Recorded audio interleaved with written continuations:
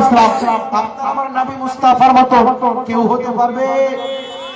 কেউ হতে পারবে না? না, কেউ হতে পারবে না। কেন? আপনার আমার নবী মুস্তাফা হযরত জিবরিল আমিনকে জিজ্ঞাসা করছেন, বলছেন, এই জিবরিল তুমি তো হযরত আদম থেকে নিয়ে আজ পর্যন্ত যতজন নবীগণ এসেছে, যতজন পয়গম্বর এসেছে, এই জিবরিল তুমি কি আমার মতন কোন নবীকে দেখেছো? জিবরিলকে যেমন আপনার আমার নবী সমস্ত নবীদের সরদার, যেমন আপনার আমার নবী ইমামুল মুরসালিন সমস্ত নবীদের ইমাম, যেমন আপনার আমার নবী সমস্ত নবীর যেন লিডার, যেমন হযরত জিবরিল আমিন সমস্ত ফেরেশতাদের লিডার, কমান্ডার, সরদার, ওই জিবরিলকে আপনার আমার নবী মুস্তাফা জিজ্ঞাসা করছেন, এই জিবরিল বলো বলো হযরত আদম থেকে নিয়ে আজ পর্যন্ত যতজন নবী এসেছে, যতজন পয়গম্বর এসেছে, এই জিবরিল তুমি কি আমার মতন কোন নবীকে দেখেছো?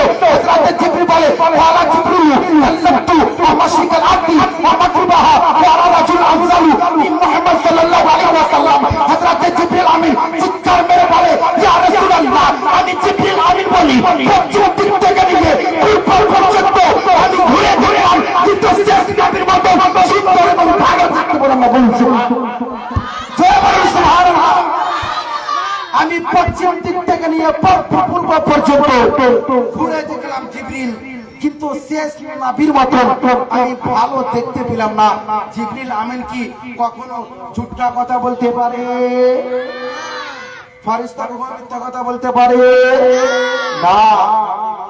তাহলে নবী মুস্তাফা আমাদের যে আলাদা, শুধু এটাই নয় ব্রাদার ইসলাম, হযরত আলী বলে যে নবী মুস্তাফাকে আমাদের যে আলাদা আলাদা কেন?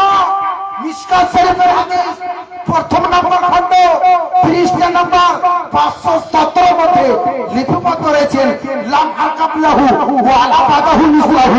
হযরত আলী বলে শেরে খোদা মুশকিল কুশা আইতারে কাররার বলে, হযরত আলী বলে নবী মুস্তাফা আগে না আল্লাহ পাক রব্বুল আলামিন শেষ নবীর মতন সুন্দর বানাচ্ছেন, এবং নবী মুস্তাফার পরে কোন বান্দাকে কোন মুমিনকে নবী মুস্তাফার মতন বানাইনি। বলুন সুবহানাল্লাহ। তো নবী মুস্তাফার মতন কেউ বানায়নি, আল্লাহ নবী মুস্তাফার মতন কাউকে